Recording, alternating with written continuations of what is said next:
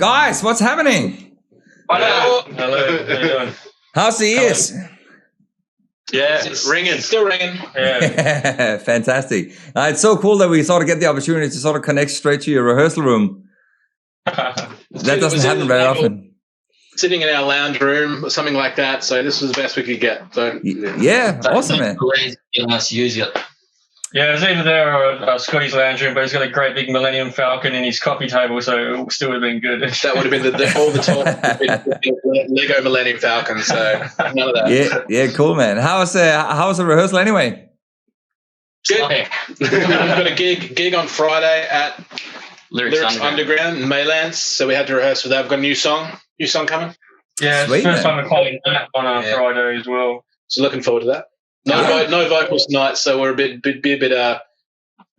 We'll see what happens with the vocal. Our singer had better things to do. Oh shit! Oh, so it was just you guys, like without the singer.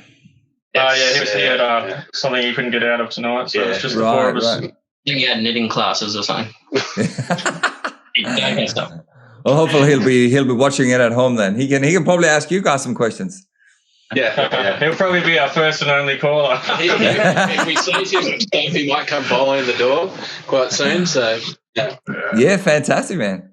Well, look, let's try and get into it. I think actually the first thing that I'm really curious about is actually how you came up with that band name, Giant Dwarf. I reckon it's a pretty cool name. We had a bunch of names, and then we put them all in a hat. And that was kind of what we came out with. And then there was still a bit of fisticuffs about it, but we went with that. So it came down to the wire, really. I think Russell was more or less more responsible. We were called Son of a before that, briefly. Yeah. There was a couple other cool ones. Patterson Starship. Patterson Starship. Patterson Starship. Cool. No, it was just a creative mind, I think. That's all it was. Good combination. Yeah. Of dumb words. Yeah. It was that, or it was Zinc Blimp, big midget, and then it ended up being Giant Dwarf. So that was about it. So yeah.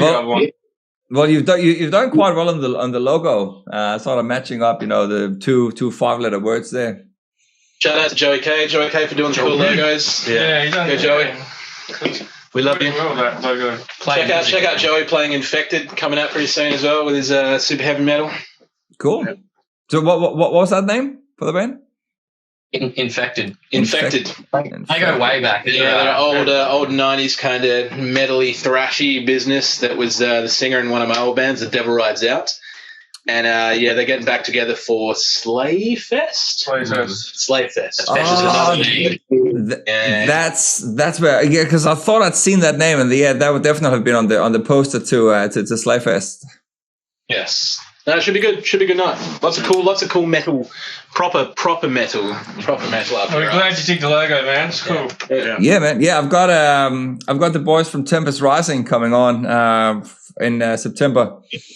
Heavy stuff, heavy. Yeah, nice. Super heavy. Yeah, man. Yeah, it'd be awesome.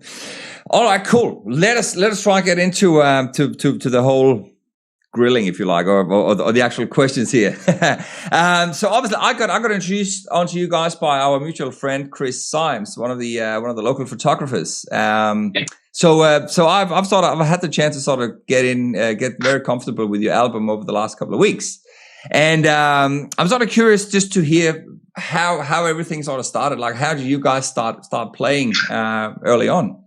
We can sort of start there and move forward. I bumped into Scotty at the pub where we lived. That's why one of their favourite pastimes, pubs. And I didn't realise he lived so close to me, and he lived 3 minutes away. So we got together and started. We lived in the rough part of Perth in Wanneroo, in with all the VL Commodores and the sick. Scotty was on the wrong side of the tracks. I was on the rough side of the tracks, but our common ground was being able to play music and not hear, and to drown out the burnouts and the wife bashing going on in the background. So nice. We just started hanging out and just making lots of noise with pedals and stuff, and just writing a few riffs, not really knowing where it was going for a few months, and then few riffs were pretty promising, and then they were turning into songs quite rapidly. So we called Russ because I always wanted another guitar player. Like that kind of 5-piece ensemble kind of thing. But Russ jumped on, and then Luke, and then we actually started as an instrumental band. Wow. How many gigs?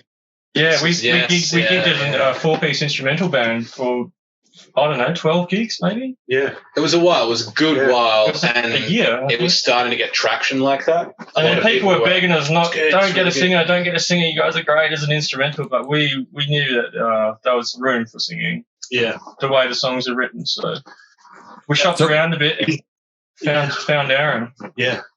Because we played the Queens of Stone Age. Yeah, we picked him up from a quote. He was the singer he was the Josh Homme of a Queens of the Stone Age tribute group that we shared a bill with, and he kind of said, you guys need some vocals. We said, we're looking for vocals, and that was that because we tried a few things and they were good, but they just weren't exact fit, and Aaron was the exact fit. So God bless him. Yeah. We weren't hunting to get that Queen's comparison, but Aaron just fit in the spots where there was room, because a lot of the vocalists find it hard to find space with the riffs because they're quite chunky riffs. So Aaron slipped in pretty well. Yeah. We had a lot of variety of people try out though. We had Austin from Fuzz Toads, Stevie from Scalp Hunter, Sean from the Moultons. Everyone was very different to each other, and all good. Aaron just seemed to be the one for us. Yeah. And so back in the day when you were playing instrumental, was that sort of the same songs or the same genre? Yeah, it was the same songs. Much of the same Oh, songs. wow. Okay. A little differently rearranged. Yeah. Some got ditched, some got refined. Formats got, a bit different. And with the vocals, it just adds a different dimension. So the songs take a different shape. Yeah, for sure. So in regards to that instrumental era, there, like what sort of overall made you guys start as an instrumental band and just say, look, we don't need any vocals to begin with? Because we didn't have a vocalist. That was it. No other friends. No friends that wanted to hang with. And we were kind of sick of rehearsing all the time because we'd all been in bands before, and we just wanted to get out and drink some beers in pubs and play in pubs. Because it was either we could rehearse the cows come home every week, but it was rehearsing the same stuff, so it was just time to play. That was kind of the catalyst, is that we all had, we've all played in lots of bands for long times, and, being where we live, we all know each other and have, played on the same bills before, but we've all got the same kind of thing that we're into. So we just wanted to play heavy, fun, feel-good, heavy rock. Feel-good hit of the summer rock. Yeah, because it's Perth, again, it's a really small community, and everybody, people that are in bands that you like. So you may not have played with them, but you know they're good, and you give them props. You say, no, loved your set, good drums, good guitar. And again, Luke was in a band from yonks ago called Loose Unit, who've played off and on recently, but not so much. So that's used to. That's how I got onto this. Where my old guitarist, bass player, met up with, I think, Russ, and said, check out these guys looking for a drummer. And that's how we all started jamming, and then just kind of took off from there. How did you even hear our stuff and we didn't even have a drummer there? No, so he told me when we came first played. Yeah, I'm only winding you up. Yeah. And so how long did you actually play for before you got the singer? Because you said you played 12 gigs. It was at least a year. I would say a year, good year. Because there was no agenda to have songs fit, radio edits or anything like that. It was just solely to play what we enjoy playing. And it wasn't it was just a project, a side project. We weren't ambitious about it. So we weren't rushing. It was just casual, which is like, all right. So a year quickly passed, Mm-hmm. Has that changed now? Are you more ambitious with the project now? Yeah. Definitely. Yeah, got some traction. Because we've got a record that you said you've been listening to, and people know us now as a band with vocals, and we've played a lot of sort of decent shows with, you know, a bit of clout. The other bands that have a bit of clout, and some of the bands that are coming out that have a bit of clout. Yeah, it's got momentum now. I mean, there's a reason to have more traction now, for sure. And what sort of what sort of bands have you played with? Because I remember I think you guys mentioned you've done a couple of was it international supports or something? Yeah, so the last 4 bands we played with have been. Yeah, so this year it started with Truck Fighters from Sweden. Oh yeah. Yawning Man from the US, and Corrosion of Conformity from the US. We were billed as well for something with Cadaver from Germany, and 1,000 Mods we played with in Scarborough. Yeah. But and some stuff over east, but that got canned. But yeah. What was the last one we played? I can't remember. It was Corrosion. 2 fundraiser. That was a Yawning Man. Corrosion. Mage, our friends from Mage played them a lot. Fuzz Toads. Yeah. I was actually I was about to say, I was actually at the Corrosion of Conformity gig, but I never made it in time. Oh man, you missed out. That was a lot of fun, that one. Yeah. That's where we met you actually. So I met him that night and had a good after and had a bit of chat. And did you buy a shirt? No, I didn't. We're hungry. Oh. But that's a pretty good crowd. On the night. Yeah, it's like sold out. I'm sure it was. Yeah, it's good. And some good venues that they've put us up in with, again, like Corrosion was Amplifier, and Truck Fighters was the Social Club, the Fremantle Social Club, which is the old Fly-by-Night. Yeah, that was great. And really nice big venues with big PAs, and you can turn up your amps, and they give you some good beers and a few bucks, and that's worth getting out for. You know, it's worth posting about on Instagram and Facebook and all the things. You know. Yeah. How's all that going for you anyway? All the sort of social media. It's one of those recurring things that all bands sort of keeps bringing up, saying, you know, they the social media side. We just want to play music. But are you guys sort of taking that a bit more serious, or anything you're paying attention to? But you kind of have to in today's day and age. You have to. It's how people absorb things and how people know about things. I'm maybe the odd one out who doesn't use social media, and I only hear about things from posters in stores. Yeah, he rages against you. I'll go to a record store and buy like cheap records and see something on the wall. That's how I know about stuff. But everyone else is like, "Why didn't you come? It was on Facebook." You know, and use it. Great. Yeah. Good on you, man. I don't know. It's everything else that goes with it's a bit silly, but the usefulness and the actual promoting things easily and accessibly for everybody, and not just some idiot who goes out. It's amazing. What's a trip about the social media thing is we sell records, and then people from around the world tag us. Once they receive the record, that's always really rewarding. You know, people from like Boston and Sweden and freaking Germany. America. Yeah, it's like France. What was the last one from? It was really crazy. It was Italy, Texas or something. Texas. Tell me a bit more about that. That's pretty cool.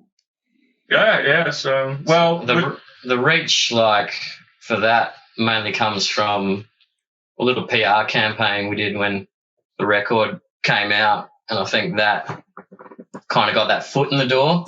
Yep. Those kind of things, and the name just circulates around a bit. Yeah. Managed to get a single on a Metal Hammer magazine release, and I think that kind of threw your name in the hat, and now you just get the odd purchase from, you know, friggin' Brazil and stuff like that. You're like, okay. It's happening every week, though. And mind you, we are signed to a label in Greece, so they promote our record over there. So we do sell a fair bit in Europe, which is nice. As far as Europe's where it's at. Perth, isolated. As far as the social media thing goes, that's always nice to see. It actually reaches that corner of the globe. Yeah, your bread and butter is here, but it's good to see everybody in strange places pick it up, and obviously they tell a friend and they tell a friend and things like that. You know? Yes. But you still some other foreign band. Yeah. We get some weird requests to write funny stuff on the records as well. Which is,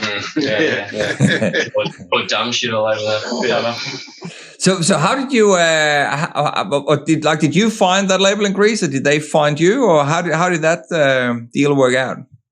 The digital release occurred first, and then I think 2 or 3 of these labels emailed, and kind of I wasn't even aware of anything what they offer, and just kind of back and forth a bit to see what they could negotiate. And then it seemed like they were all pretty flexible on those negotiations, like how much they would press, trying, and most of them want all your intellectual property, but, I'm pretty aware of signing dodgy documents and all that. So there were a couple of greasy companies, but our mates on Apollo 80 are also on Sound Effect Records with this one. That Brand he's from Europe, so he knows a few of the Heavy Psych Records guys, and Poland from Branker and all the Sound Effect guys. So ended up just doing a bit of back and forth with them, and they gave the best deal in the end, and actually wanted to cut us in on a bit more royalties and stuff like that. So and easy to work. They were easy to work with as well. It was very easy going. Yeah, I was going to say, considering it's overseas, and there's time differences and language barriers and stuff like that. Pretty good to work with. So yeah, and you could tell they were genuinely interested as well, which was nice. Oh, plus the other bands that they put out are pretty decent, or have in the past, or bands that were in their infancy started on there before going to more major labels like your Heavy Psych, Sounds Records, and one Elders on there and stuff.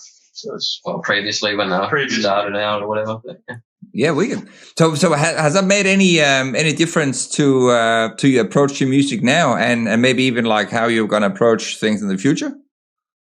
No. Okay. I think we had plans if they could help us out in maybe more personal ways than necessarily financial ways. They could help us get a foot in over there, and we could just go over there and stay with friends, stay with their friends, stay with bands that they know and we know on couches. And the end game is to tour there, of course. I think it's just to get into that scene, because it's such a big scene over there, and there's such connoisseurs for this type of music that they love the 8-minute song, the 10-minute song, and the all the changes that go with it. It's not radio edit stuff, so we can really get indulgent with what we want to do. And that was kind of the whole point of the band, really.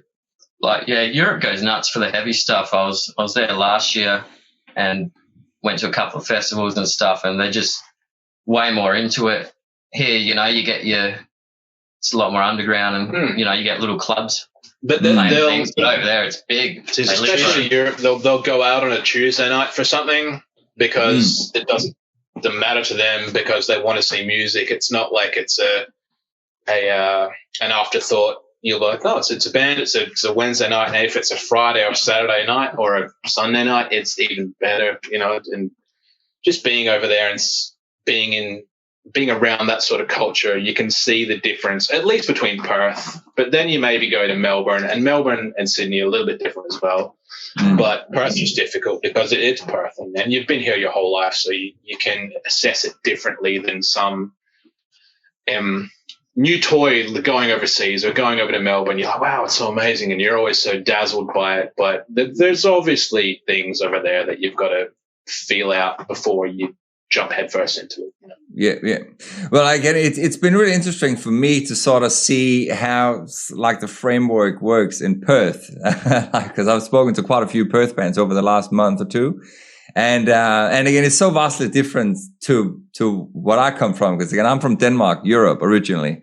So again, I'm sort of used to having a shit ton of countries at my doorstep, pretty much. But so again, it's just the logistics are just so different, because here you are in Perth, you are the most isolated city in the world. So again, it's not like you're just going to jump in the van and drive to Adelaide or Sydney and play a gig, because again, we're the party capital. So again, I do understand that probably some bands almost get a little bit of cabin fever. It's like, oh, look, we're just going to go play here again and again and again, because it's really all you have. You have these you have these 30, 25, 30 venues that you can play. But again, if you then hear someone like yourself who said, "Oh, well, look, we actually have a connection now. Like we got a foot in the door, and we actually want to try and utilize that." I think that's really interesting. So it makes it more worthwhile rather than just going that cold and either losing a lot of money or having language barriers with no friends and no people to help you out is always going to be difficult. But I think we've all had instances of going over east with other bands where you kind of have to have a bit of help. And again, it comes back the other way when your Melbourne friends and Sydney friends and Adelaide or whatever come across here. They rely on you for equipment and couch to sleep on and stuff like that because you give and take, and it's worth it because they're your mates and they're your peers.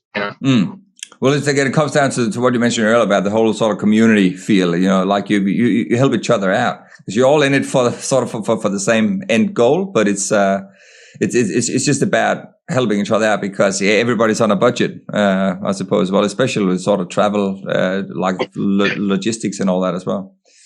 Yeah, travel cost is everything at the end of the day. Yeah, you got to put in a little to get a little. It's always difficult, especially with sort of bands that aren't, I want to say, maybe more conducive to our stuff, where it's big amps and big sounds and lots of pedals and lots of equipment. You can't just go over somewhere and have a scummy little amp and expect to. You can do a gig. There's nothing wrong with that, but you're not going to have the same impact as having an 8x10 and a speaker and a 4x12 and an amp and another 4x12 and an amp and a big drum kit and all your pedals and all your stuff. So it's good to know people over wherever you're going who you can get an 8x10 cheap and a 4x12 cheap and a Marshall cheap and this stuff without having to bend over backwards. I still don't even know how to use my amp, so let's right there. I wouldn't be stuck anyway. We lost 20 minutes tonight on him fixing technical stuff. It was a power cable wasn't plugged in. Oh, that's a good start. Guitarist, mate, guitarist. Yeah. I was about 30 of them, so you just bang your pots and pans. I will. So in regard, like, I'm a bit curious to hear a bit more about that. Like you mentioned all the gear and stuff, because I was like, you have a quite unique sound. Like that's, you have this very fussy guitar sound. Mobile, we could just walk it in the other room. Yeah. No, I mean, I think again we've all been playing for so long personally that we all have stuff that we take pride in. Pedals and amps and guitars, whatever. We all really enjoy having that stuff, not to show off, but because it's good to have something that you really enjoy. And you can do the same thing with a cheap guitar, but when you've got something that you love, you put out more, It's just that experience as well of like knowing what sound produces what, and you want that combination. And if it's 3 pedals that does it, cool. But if it's 12, that's what you need. What was the question? What was the question? Sorry. What's your gear? Yeah. So, but also like in regards to sort of like the overall sound as well, like any influences or how, like, have you sort of fine tuned that sound to sort of be like a Giant Dwarf signature sound? Fuzz and octave pedals, but a lot of people do it. The influences, like, what we influence, I think it's the combination of the 5 of us, or the 4 of us, really, and then Aaron as well. Yeah, and that might come back to the instrumental thing where we had a lot of time to find each other's little pockets and fit there, and there's a lot of overlap, but I think we figured that out after a while. Because we've got... Sorry, man. No. Because we've got like our influences and sounds we like. So personally, what type of skins you like, or, type of sticks, or whatever the setup of the kit is, or the size of the cymbals or whatever. And that can be influenced from, your favorite records or drummers or whatever it is. So we all kind of have our bits that we've selected for ourselves, but it's in kind of unison with the other guys. Yeah. So, you know, all the individual parts kind of make a whole dwarf. I mean, that's right. That's right. I mean, we have to, we have to pick and choose our influences. But, Yeah. I mean, we could talk about influences all night. Yeah. Why don't we just spin a track now? but again, it's always like I find it interesting to sort of hear where sort of people sort of draw their musical, like your musical roots, almost like where you actually started and sort of what sort of made you morph into to the sound that you what do you call it, like almost like that you connect yourself with today. So I don't know. I mean, there's so many levels of things that bleed into each other. Where like modern fuzzy stuff that we all like comes from a lot of 70s, like Sabbath and Zeppelin and Rush and whatever. But there's a lot of stuff now that's influenced by grunge, like Alice in Chains and Soundgarden. Like, for example, I'm really gotten into a band recently called All Them Witches, and they've had a massive influence on myself, and that kind of is starting to creep into my writing. Yeah, but there's a time to place. Like we all have things. You can't throw, you know, a big fuzzy riff over the top of somebody's nice little passage. Yeah, but maybe you can, and sometimes it turns into something else. But like for the most part, I think we've learned not to step on each other's toes so much. With Aaron, especially with Aaron coming in on the vocals, we have to leave a lot of space for him. And because he's good, he's a really, really good vocalist. You want to leave space for him. But you get influenced by the most bizarre stuff as well. Like, we're writing this new track, and I was trying to explain what I wanted the guys to play like, and I was like, it's got to sound like Ice House. Oh, wow. Yeah. And I just like, okay, and then it went way too Ice House. Yeah. I was like, no, not that much. I would say sort of after listening to the album back to back a couple of times, I don't hear any Ice House references in there. Ass house. Yeah, sort of a lot of ass. It sounded more like Ass House. That's for sure. Ass House. I think it's just like, you know, we have our palettes of different colors, and they just get used, you know, in tempered with each other. Really, that's it. Yeah. So we have our, you know, selection that we use, and we have, you know, it might be one song, and there's one thing that happens. There's one lick, or there's one like note, and we're like, oh, I love that note. I want to re-emulate that, and that gets, you know, that's a catalyst for, you know, a part of the song. But it sounds nothing like the original, but it's just kind of like the influence, or, you know, this. Or even like, I think Sabbath and Pink Floyd have a lot to do with it. But. Yeah, the classics. But anybody can say Sabbath and Pink Floyd. Yeah. But what's the one? Is it Deluge? Yeah, Deluge. And it's got the bit that kind of breaks down, and then it turns into. Everyone calls it the King Gizzard bit. Yeah. Because everyone likes King Gizzard the Lizard Wizard. It wasn't meant to be like that. It's not like that, but everyone just calls it that. It's meant to be more Dawsy. It sounds like that. Yeah, it's meant to be like more LA Woman. Yeah. In my head it was. Yeah. But that's kind of how it works, I think. We pull out, you know, cool sections of songs from our influences, not to recreate, but like to have that atmosphere or that kind of feeling, I guess. Yeah. And so how are you putting the songs together? Like how are you writing the songs? Is that as a band, or does someone turn the fuzzy pedal up and something comes out of that, or?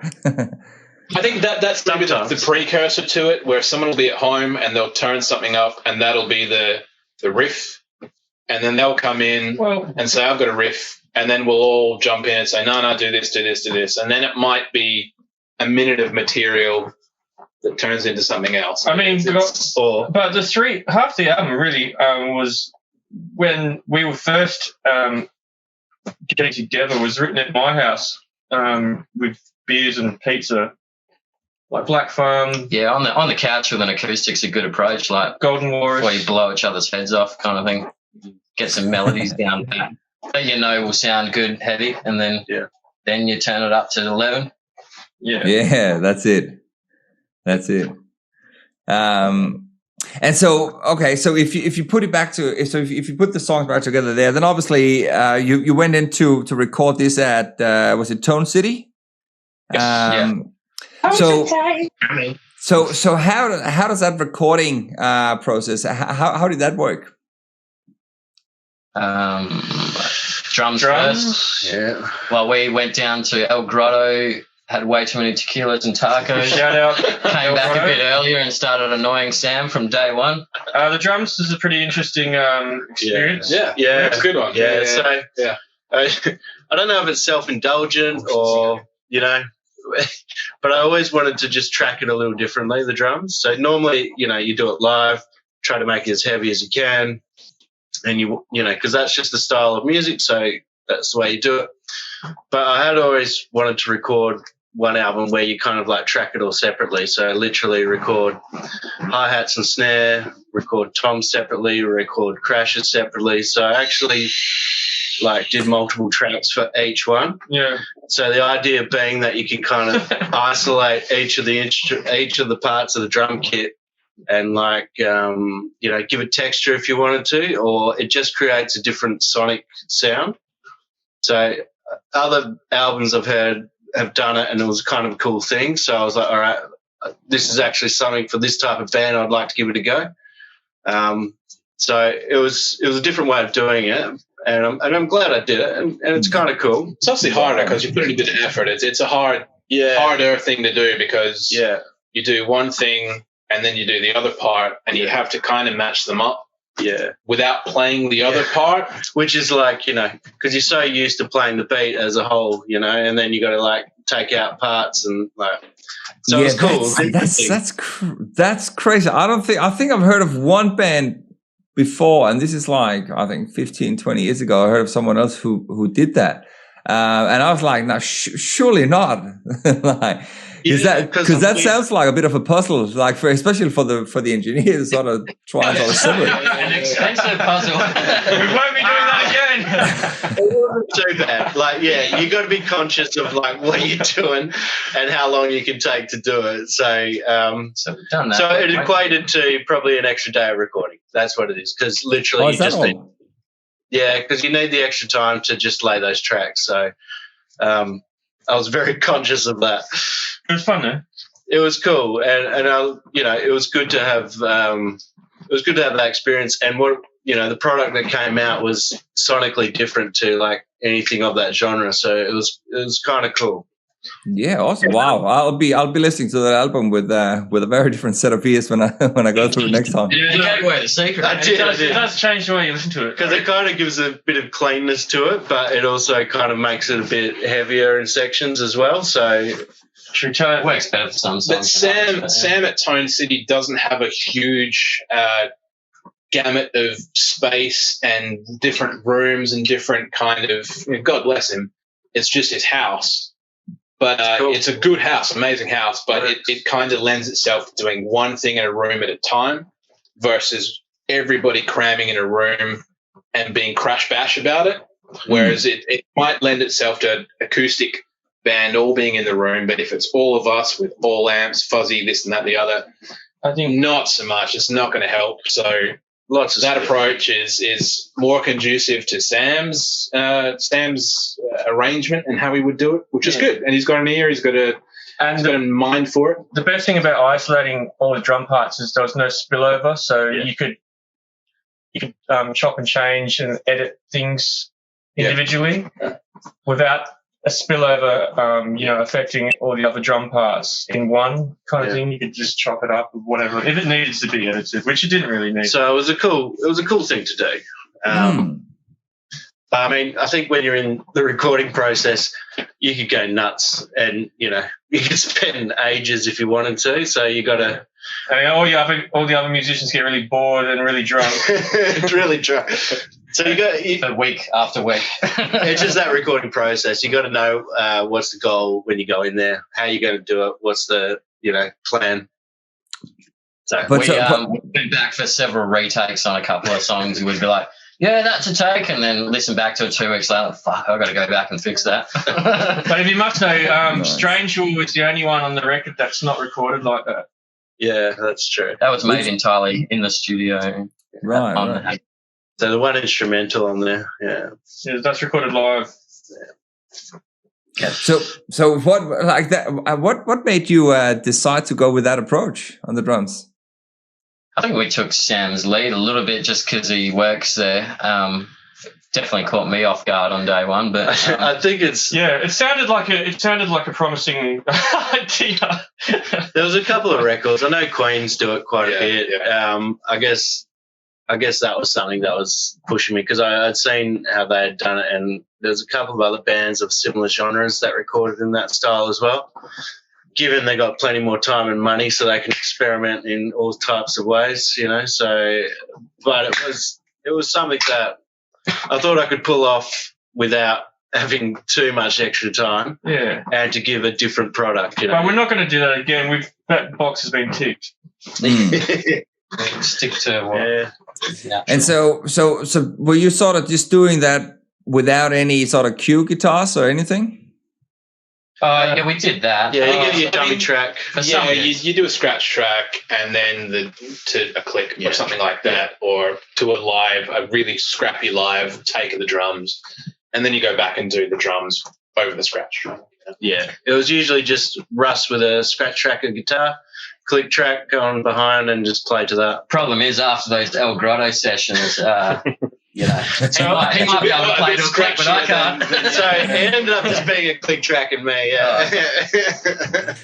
Well, that's all. Like I was about to say, if you were recording sort of almost one drum at a time, like you could argue you could almost record that yourself. Because, like, if you only really need one or two mics to do that, you know, you could run through a small little audio interface. And yeah. It's hard because you don't have the other input to hear where things should be getting louder or quieter, and there's just all in your head. And there was a lot of expensive microphones that we used, etc. There's also more than one mic, so you get your couple of room mics, you get, you know, top, bottom skin, so each recording's got a fair few mics on it. It wasn't just one microphone. Yeah. And Sam's got some really good stuff, and so a really good room, and a really good, nice old Rogers kit that he let us use. Yeah, so it was good old 70s Rogers kit. That was nice. So, yeah, just a different approach. And I got to say, it was probably self-indulgent, but, you know, I wanted to do it. I like the outcome of it, actually. I thought it sounded great. Yeah, wicked, man. I'm super excited to go back and listen to it again tomorrow, and so sort of knowing that that's how it was recorded. That makes the album different to, you know, anything else of the genre, I guess. The psychedelic secrets. Well, what we do live though is bleed all the songs together to make one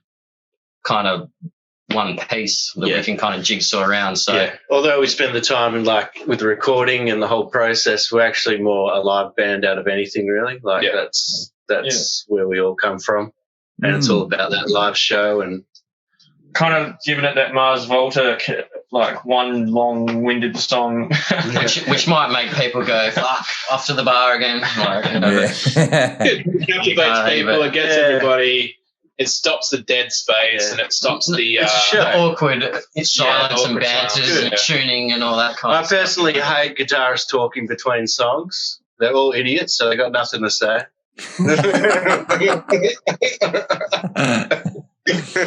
I'm going to get beat up. I like a bit of banter, but it's just that dead air and just everybody looking at the floor and tuning guitars.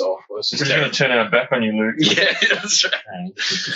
Nah, it's just it's better. We enjoy the show. It's about making one full show. And anyone who's a lover of the genre enjoys that, you know. Like, Wu-Tang is for the children, really.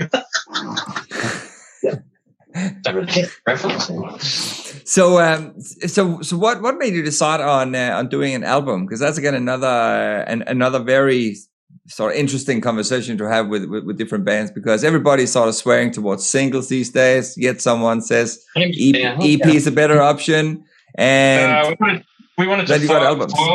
We wanted to file these songs. We're sicker than we are. We are. They needed to be put on an album and be. Because we've been playing them as an instrumental band, and then as that period, and then there was a singer.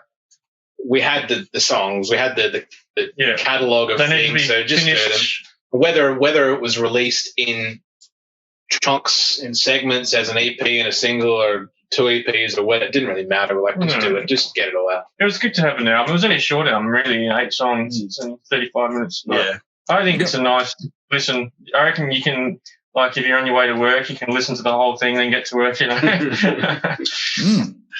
Yeah, you can't have an album that's too long. People lose interest. So, but EPs are too short transversely.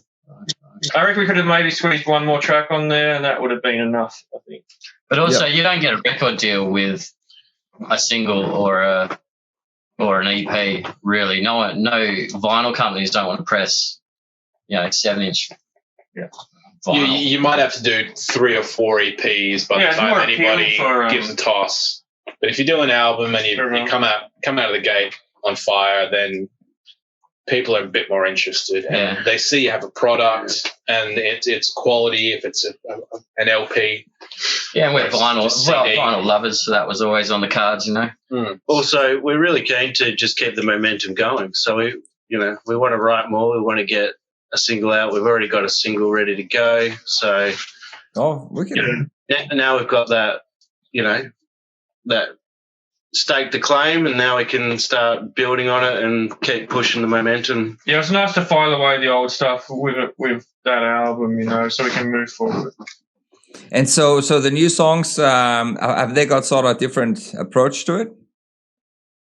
Yeah. We're trying not to do everything a second time. In other words, like, if you come up with an idea and we're like, oh, that sounds too much like that, it's probably going to get scrapped. You know what I mean?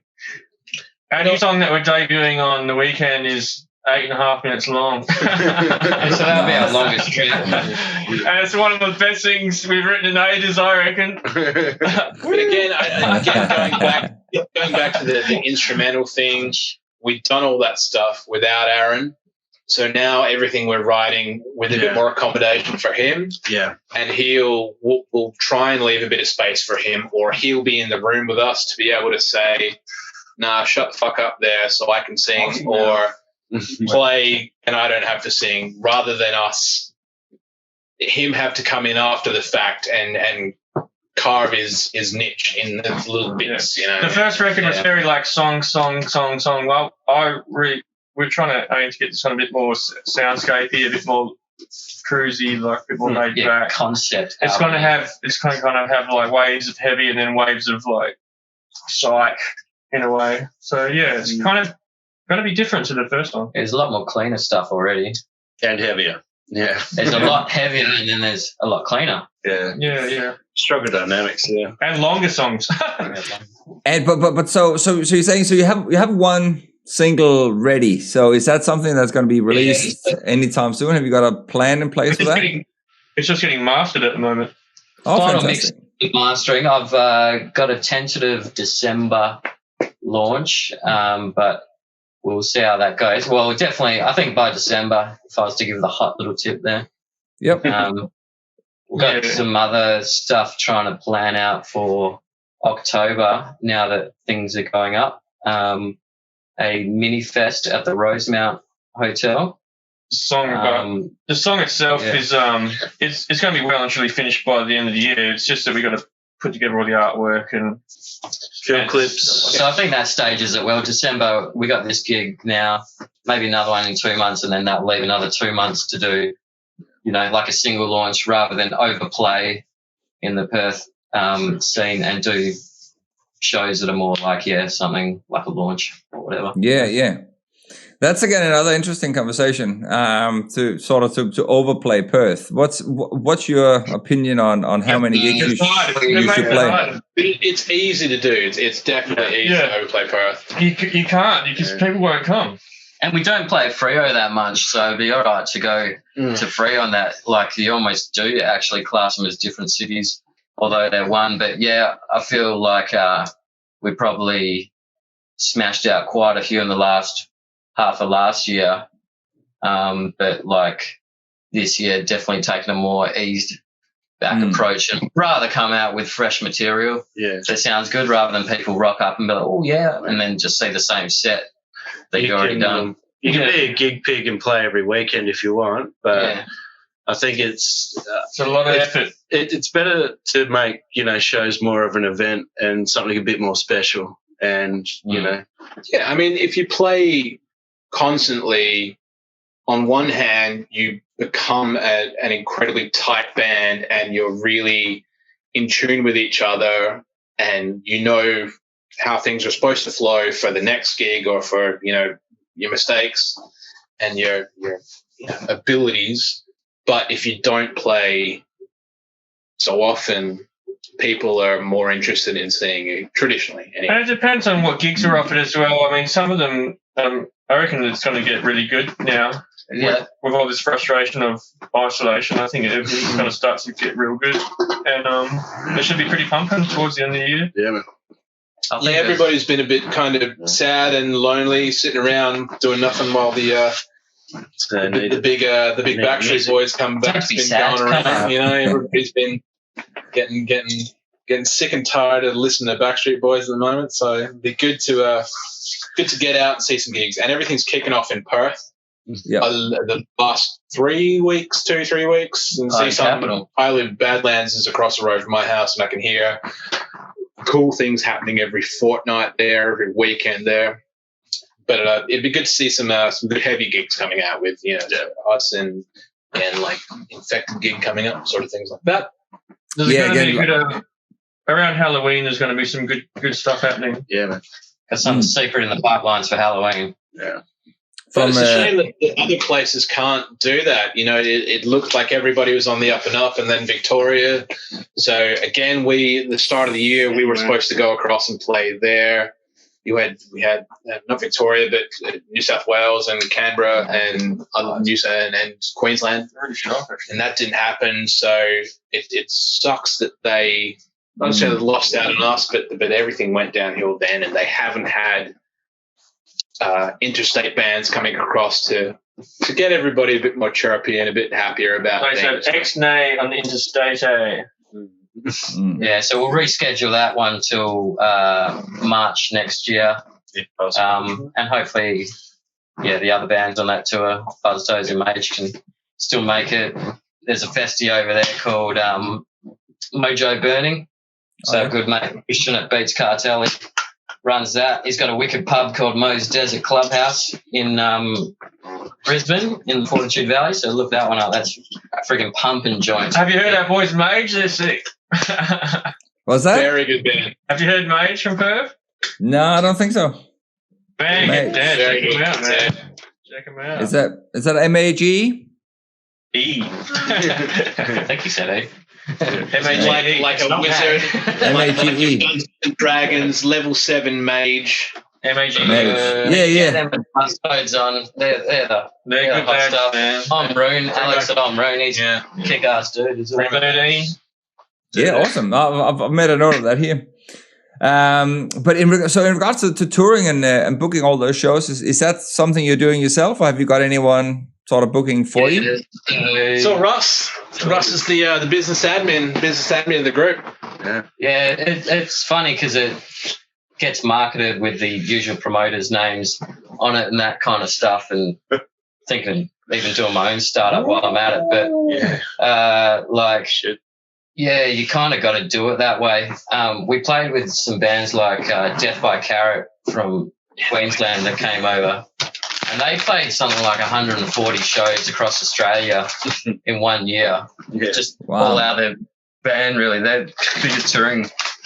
They tour the most, and it's kind of contacts like that you hear of, you need to speak to such and such in this city or this company, and I don't know, it's like you just kind of got to put a month that you might all be able to make something happen and then start filling in the gaps. Here's a weekend, Friday, Saturday, Sunday, what venues are around, blah, blah, blah. What's the route? Can you go from Newcastle to Coffs Harbour or whatever to, Byron Bay or something, and just start trying to fit the jigsaw pieces together. And, it's really shitty that. But it's logistically again, like bands that we've played in before that have done the same thing. It's really difficult to try and tie it all in to a week or maybe 2 weeks if you've got a bit of money to go across. Because if you're going over east, you might have like a Friday and Saturday, but what are you going to do for the other 3 days, 4 days in between before it gets to Thursday again? Drink, of course. Other than drink and spend all your money. Oh, So yeah, you've got to find other cool gigs and other things to do that's promotion or that's musical rather than just wasting there's time like and money. radio shows you can kind of tee up Yeah. promo on and things like that. Like, yeah, you're damn right. And gigs that are worthwhile as well, because again, it might be relegated to playing a Tuesday night somewhere in some small pub. But Not- if it's like some small pub in Victoria, it might be a really good Tuesday night's the night they go out on, you know? But yeah, to answer the question, Russ is our manager at this point. He books all our stuff. Not And, that I know what I'm doing. So how do you organize all the actual logistics side behind it? So again, the backline and accommodation and also sorry, what? No, go. Finish your sentence, sorry. No. So yeah. So another second part of the question is like you guys mentioned, sort of finance, like to make it worthwhile going over. Is it something that you could potentially bring a bit of money back? Like, are you getting any money for the gigs, or is it simply something you're doing to promote the band? Firstly, we apply for grants where possible. Not that we get any, but and actually we forked out several $100s on flights, which we haven't been refunded for, funnily enough. So we're very much out of pocket at this stage. But Can you start a GoFundMe at the bottom of the screen? have a banner right now because we're hungry. Listeners, just touch your screen. We're eating Cheetos, We're eating man. Cheetos. That's our dinner. Our dinner is Cheetos. Press that button at the bottom of your screen. Give a dollar. Donate now. Donate now. What I try and strive for, and I think is a good band goal, is that all our outgoings are paid for from the merch we sell.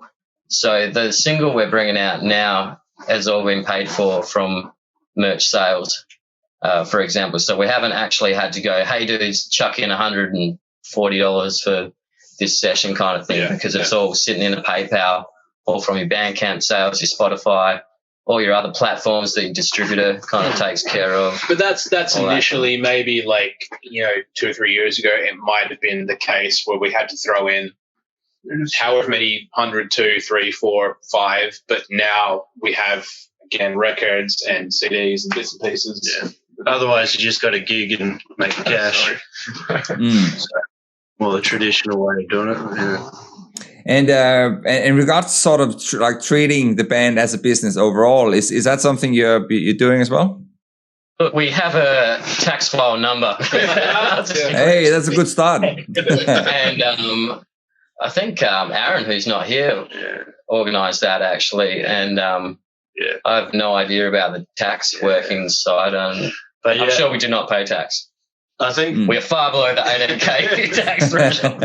If we really wanted to be snide about it, we could claim strings and bits and pieces. What? We claim strings? I think changed my strings in years. I think the sad reality of all musicians is that you actually have to run it like a business. As a musician, you just want to be able to write and perform and do that, but the reality is if you don't treat it like a business, you won't be able to manage it. Work like a business. Yeah. It's a weird duality where you're like, fuck the man, I don't want to be in business, blah, blah, blah, blah, blah. But then you're like, that's how businesses work. That's how you're a business, you're a band, just fucking do it. You're an entrepreneur, really. Yeah. Even I think some promoters allude to me that, or venues that you book, like even just your approach to booking things and having an idea of when you want it, who you're going to have on it, just like answering all the questions that are going to be asked in advance without them having to try and draw it out of you like blood from a stone kind of thing. I think that goes a long way in promoters' eyes and things like that. And then you get the shows, you rack up the other kind of stuff from that rather than, kind of pondering things too long. I think next question. All right. Well, look, I'm interested to hearing sort of a bit more about ambitions and what sort of comes in the future. Like you obviously mentioned, you had a single. You mentioned, I think you were planning on doing another album. And how, in regards to again coming back to the whole business side of things, how are you going to release that? Have you got a marketing plan in place? Is that label? Are they gonna help you promote it if you're going to use the same label? And you want to know all our secrets? No, so I'm curious to see how people operate. Yeah. Well, the single won't be out via the label because we'll do that independently. Our contract there is only for the self-titled album. Yeah. Generally, it's just a one album deal. Okay. But if we approach them again and say we have another one, then potentially they'll do that one. We might have another idea about doing it. It might be a different album, might be a different thing. Open to It comes back to your social media thing, and there's a couple of PR campaigns that you can kind of get involved in with companies over in the countries that we like that get your music out there. And then, of course, like just boosting your product through the socials. Yeah. So that's the only plan, really. The second record's half written, so we just got to finish half. Whoa. Yeah, we're just going to finish the second half of it. So hopefully early next year we'll be recording it and then have to face those decisions of what to do, really, because at the moment we're just trying to finish the record. Yeah. And without doing that, we can't really make decisions about what we're going to do next. But probably this time around we will do, the single releases and, make sure we've got the full package of the film clips and everything else teed up. So when we hit it running and we just get the momentum. I see bands doing, you've got an album, and they'll do the pre-release thing where it's here's a single, here's another single, here's another single, here's another single. And by the time you get 4 singles deep, that's half the album.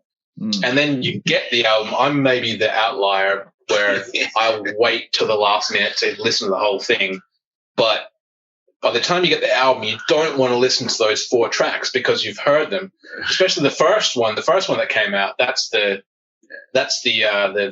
smells like Teen Spirit of the thing, and you're like, done. I don't want to ever hear that again in my life. Yeah, I don't want to exhaust. I don't want to exhaust the material on the album by releasing.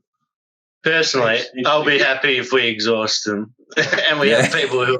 Again, it comes down to business versus interest, and you're like, just put it out. Or you're like, no, we should do it more savvy. We have to have that conversation. Look, I think if we come out with a second album, tour Europe, I could happily lay everything to rest if it came to. Hopefully not, but that would be a good end game. Yeah, I was just driving the other day, and I was just thinking, to make another record with this band would be a real milestone, a real rewarding experience. Yeah, there's plenty of bands, at least local bands, because I think we're good enough one album thing and then they're gone. Yeah, that's almost done. I mean, we got a good 20 minutes worth of material already for the second one. So it wouldn't even one 9 minutes long. So we got like at least half an hour. But I'm just one. I think we're way off. So you just gotta have 4 or 5 songs of that length, and you have a full length. You have an LP. I think the reality is that we love our heavy music, our genre, our psych, our doom, our everything about it, and we enjoy writing the songs that we do and the music playing together. So it's something that we would actually like to listen to ourselves as well as play. Yeah. And anyone like-minded like us that like these genres, which is, an army of around the world, we want them to be able to hear it. And we hope that they feel the same way we do because we're connoisseurs of the same thing. Yeah, and Luke needs this band to stay sane from his family. He's the family man of the band. People with families and kids, and as you grow up and get older, you can't just go hash bash about it and thinking. Not his lovely wife, just his crazy children. How many kids have you got? Expected to you're saying that disappear and sleep in vans and sleep on couches and just slum it forever. I think everyone's. I think anybody who plays music, it doesn't matter how old you are or how old you get. It's just something that's a part of you. You have to do. Some people, paint. Some people write. Some people play music. It's just. And it's great. It's a need. Like in our mate Lance, whose studio we're at, Luke's old bandmate, this place is going to be here for a while, so we already got that little inner circle of the pressure's not on. We can come to the studio, who's our mate's studio, and bash it out on a night that suits us all. And Luke's drums are all left there for every other band to use. unless like one of us has a real mental breakdown, we'll probably continue to do Well, he has mental breakdowns every week. Well, I do. They're only small. They're not small enough to derail the band. Look, I think our ambition is, to get it out to the, to expose ourselves to the world. What are we going to say? And to get us into, Europe and South America and the places where our genre is big, Yeah, awesome, man. So you're all on the same page with regards to that. Like that's a common goal. Yeah, we're not going anywhere. That's awesome, man. I think we're still committed. Yeah, we still enjoy making music together and having an outlet and being able to. We enjoy each other's company, and as much as we can all get together and take the piss out of each other. That's a good sign that we can all enjoy each other. Like me and Rich have played in past bands. I've lived with Scotty, so it's like, we're all very familiar with each other. And our past band, he did his past band all the time. So. And I used to watch him when I was in high school. And I used to watch him through his window. I used to watch him mowing the lawn. And I used to watch him walking the dog. Well, look, this like I think you're bang on. Like Europe is just there's so many opportunities over there, and yeah, you're right. You can play gig every day of the week for a couple of months, even if you have the time for it. And again, needless to say, like this time of year is perfect to go because you got all the summer festivals as well. If you're from Australia and you're happy to go and play for a couple of $100 or something like that, a lot of festivals would probably take you on, especially if you have a European label that can sort of get you in the door there as well. And those gigs as well, like it makes it a lot easier to sell merch and to get out there and actually have a good interaction with fans and other bands as well, so you can build a network up that way.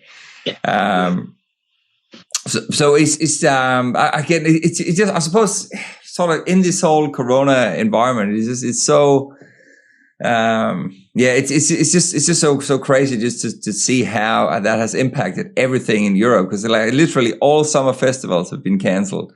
It's nice to see some of the big bands like like Tool and Pink Floyd or whatever that had these year-long tours that were supposed to go across the continents that have just stopped. And I think maybe Tool's an example that they came here to Australia and then everything came crashing down. So, I mean, there's thankfully we got to see them. I didn't go. I was having a mental breakdown. As previously explained. But they totally lost out, and they're all posting on social media like this has been a loss of a year.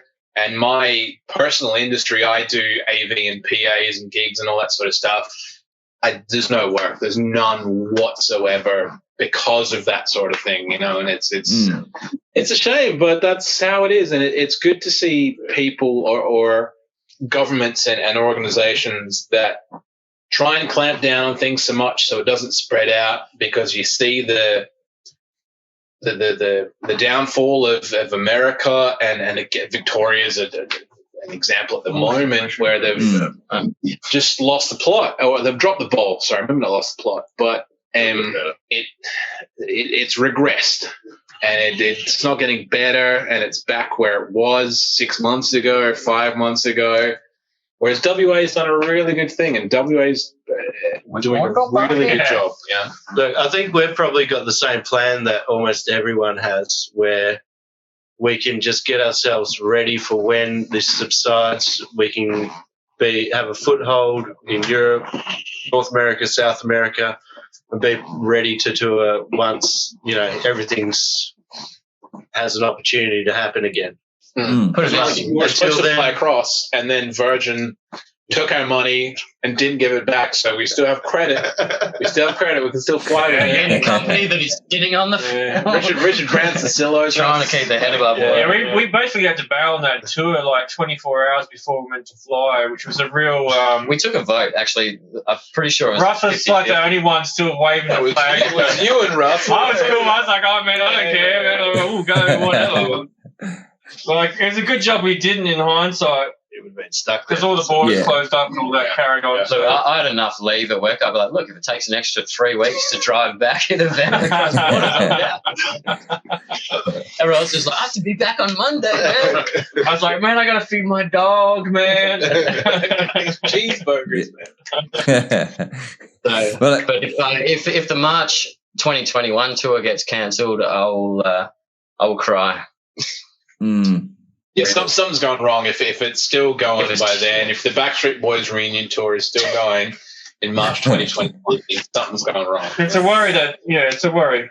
But what can you do? That's what the situation we're in. Exactly. Yeah, there's you just got to wait and see. Yeah. So we just get our film clips, get our writing done, get the social media up. Film some live gigs, probably get anything. Well, this Friday's the first gig we've played since March. Yeah, and it's August. We're going to be drunk. We're on a 10, which is February. At least 2 hours past our normal bedtimes. So yeah, it's been a long time between gigs. You're coming in, right, Stefan? Well, it was on Saturday? Friday. I'm actually half price on the door. I was about to say I'm actually gigging myself, which is a bit annoying. I'm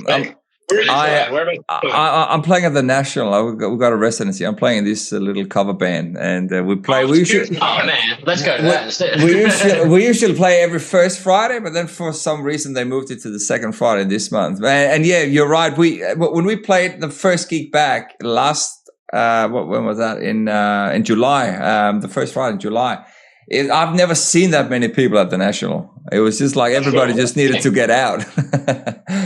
That's always a good sign if you're a muso and you're playing, because you might play to the same crowd and it might be 100 people, it might be 50, it might be 20, but you still enjoy it. But when there's a decent crowd, you're always like, yeah, it's good, and especially after stuff.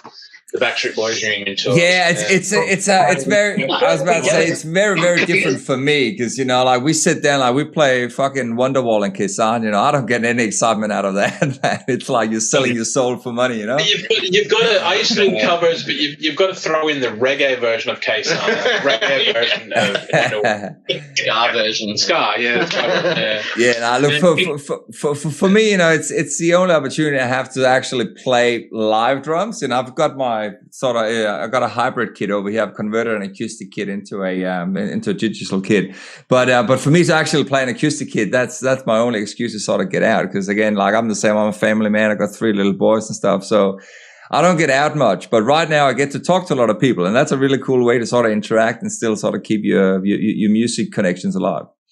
Well, it's cool to see that in this last 6 months, the ramp up of all of the phone in stuff and the webcam live band stuff. Yeah, and there's been some really good content and stuff that's not good, but majority of it's been really good. There's a lot of them that have just got their regular shows now. Like Clutch does it all the time. Yes, yeah, that one's good. They do Cadaver did weekly stuff. Yeah, Cadaver one was good. So it's that type of thing that any band's going to have to do, because if you don't have the gigs, you can't play to people. No. Yeah.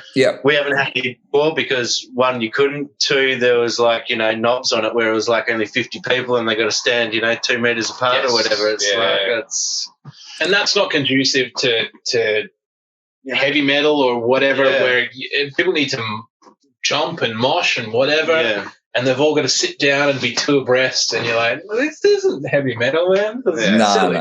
No. Yeah, I think the first big offers I had back were from Badlands, but they said 100-person max, and it's going to be seated. They're going to put out seats. So I was like, that would be weird. But that suits certain things. It suits like indie bands or acoustic things. Yeah. Where it's really, really more about the feel and the experience rather than the feel and the experience of being in a mosh pit and having loud air pressure and all that sort of stuff, you know? Yeah, it's definitely not the right genre to sort of sit down on your fold-out chair and headbang, man.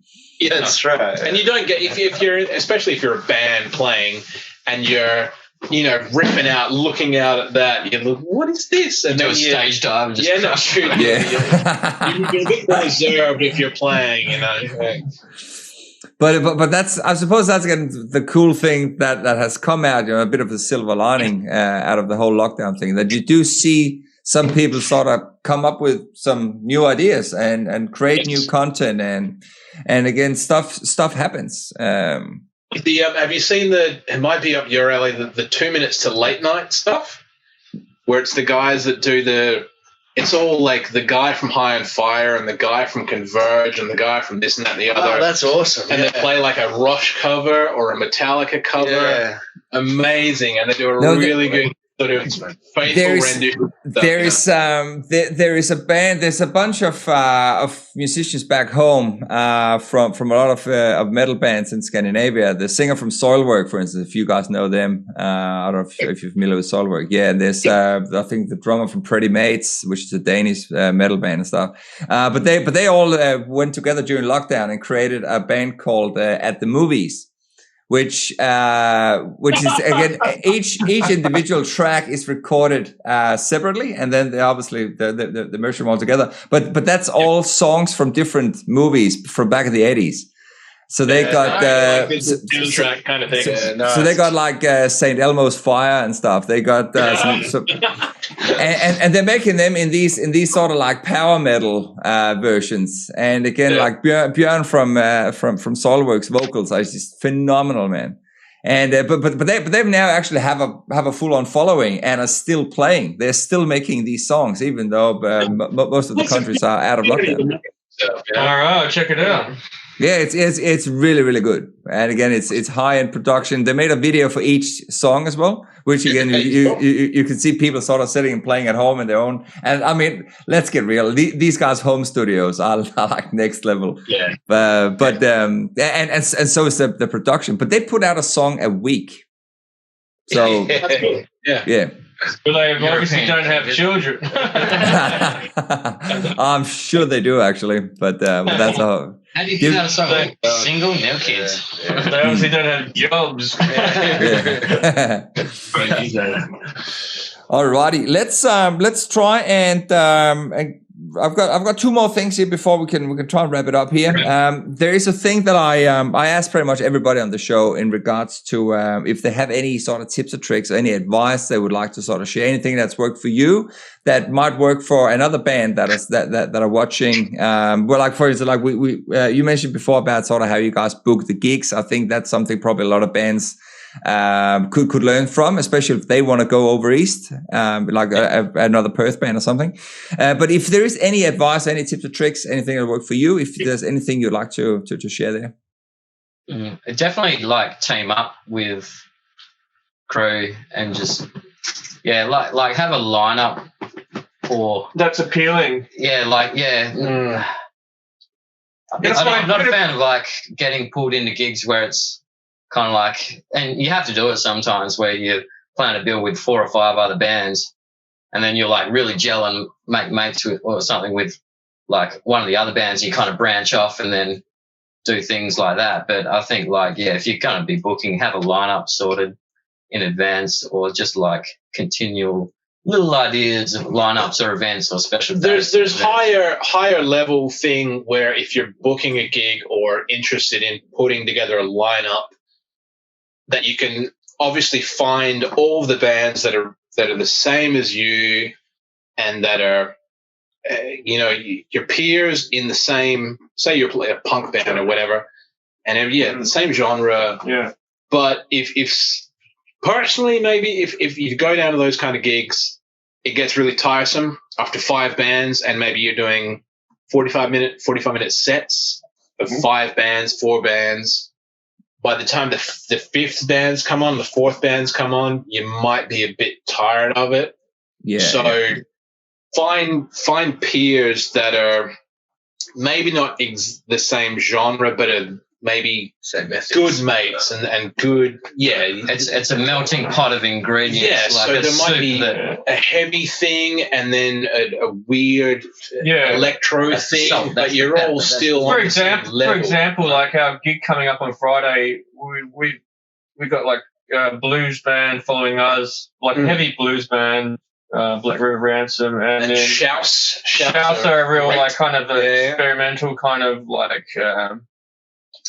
just kind of bluesy, kind of experimental, just weird. yeah. It's all sort of relative. Right. It's all sort of, if you're into heavy music, you're probably going to appreciate all of those bands. Yeah. Whereas if you go the bad way of doing It's a it, mini would be Lollapalooza. super heavy metal band, black metal band, and then an acoustic band, and then an electro Yeah, so band. don't do that. Yeah.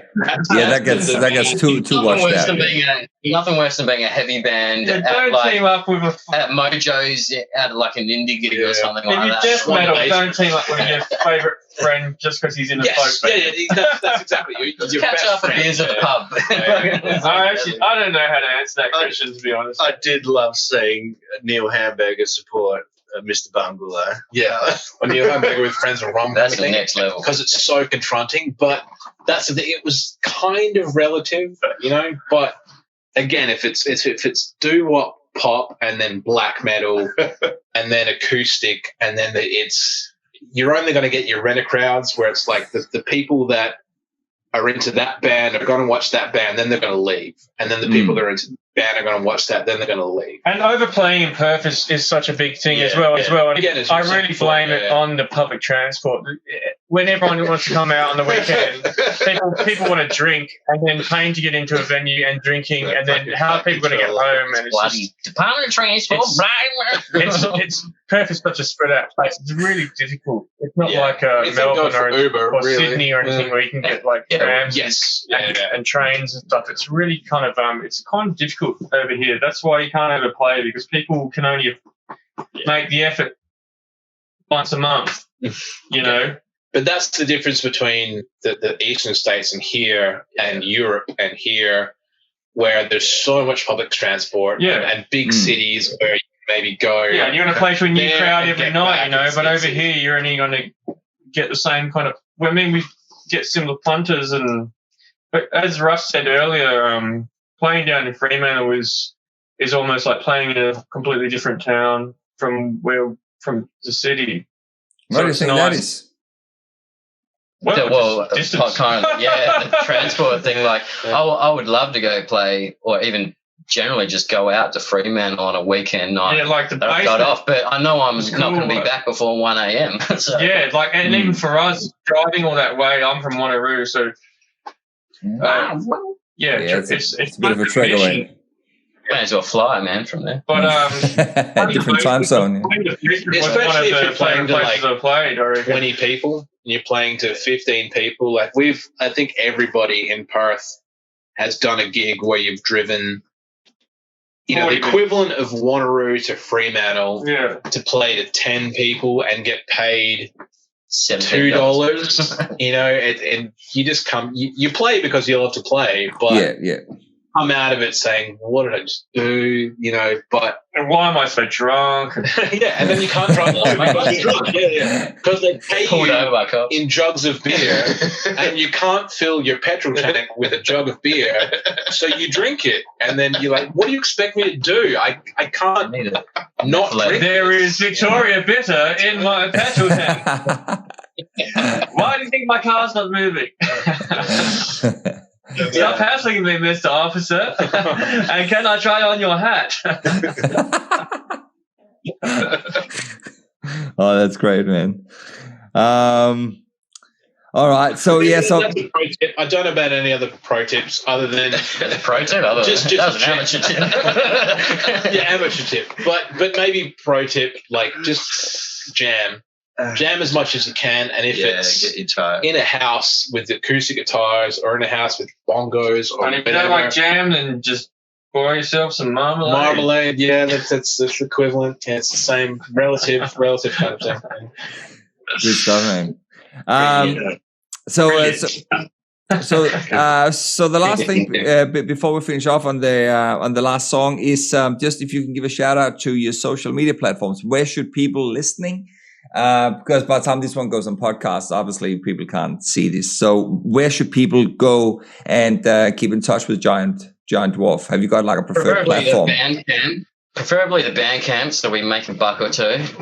But alternatives, we got Spotify, YouTube, friggin' There's Instagram, there's a Giant Dwarf Instagram as well. Spotify's the most reliable source. Yeah, our stuff's on We're Spotify. on Apple. Yeah. We're on YouTube. It's on YouTube as well. Yeah. Steve Jobs would take all our money, even from the grave. So We're on Triple J Unearthed. We're on Bandcamp. Look, I couldn't stress more. Come to our Bandcamp, buy a vinyl, we'll even sign it, doodle some dumb shit on it. We throw in sticker packs, T-shirts, all that kind of stuff. You can't actually get merch like that other than at our shows. And if you don't have a record player, message us and we'll tell you where to get a check. And we are almost out. We are almost out of records as well. Oh, we can. Yeah. And- our pressing exhausted. And what about if they want to sort of just follow your updates and stuff? Is there, like, I think one of you mentioned Instagram. Is there Australia. Our Instagram is our heaviest thing we kind of lean towards, but our Facebook is There's obviously Facebook. it's always active as well. The Insta will probably put dumb little stories on and things like that. Russell does. If you see a dumb little story, you know it's Russell. Man, this guy, like, drunk in the morning, 3 a.m., showing off his fuzz pedals. Just like, you'll get that. That's your day. That was not 3 a.m. That was 10 in the morning. That's everything the band's fans wants to see anyway, isn't it? Yeah, that's the real nitty-gritty. Yeah. That's You the can dirty be truth. overindulgent with it, but if you throw out these little nuggets every while and then, there's some people out there that like it. Yeah, fantastic, man. Good stuff. All right. Hang out and have a beer. Yeah. Or come to a show, have a beer. We get free jugs of beer, so we can maybe give you a sip of our jug. How about that? Yeah. Fantastic. So, and just in regards to the gigs, before we wrap it up, so you have a gig on Friday, obviously, and I can't come because I'm playing myself. What is the next gig?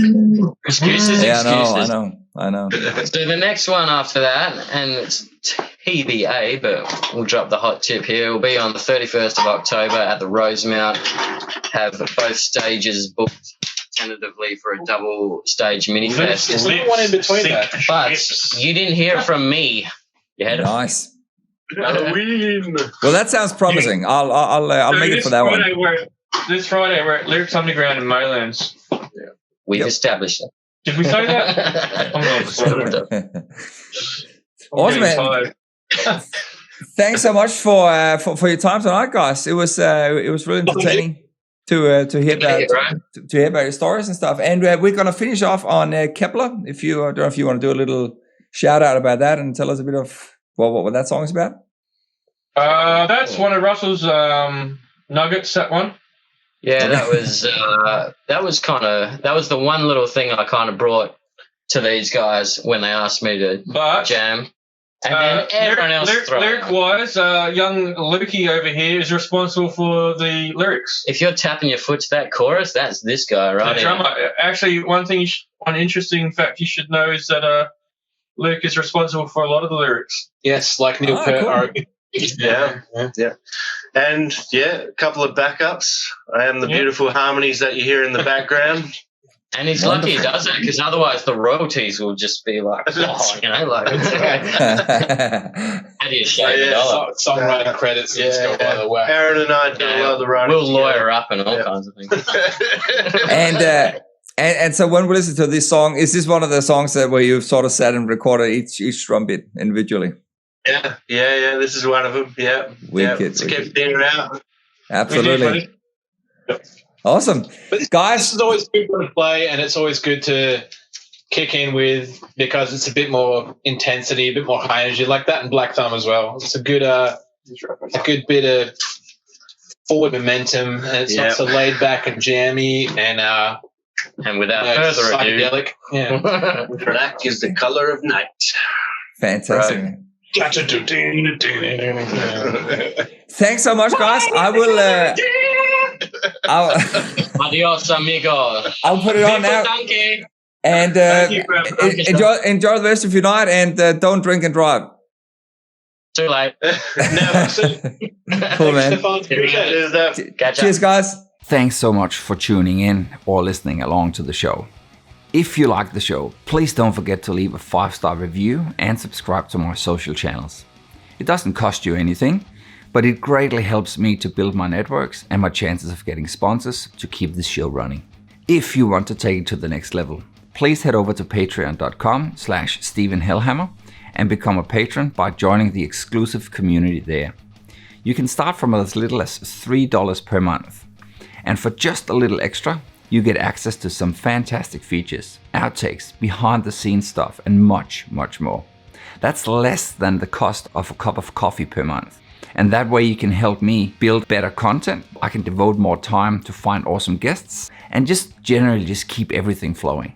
If you want to be on the show or subscribe to my mailing list, send an email to steven@helhammer.com, and that is HELhammer.com. That way I can start sending you exclusive invites, random stuff, and messages that, who knows, you might enjoy. So that's it. Have a rocking day ahead, guys, and I will see you on the live stream or in your headphones very soon. Take it easy.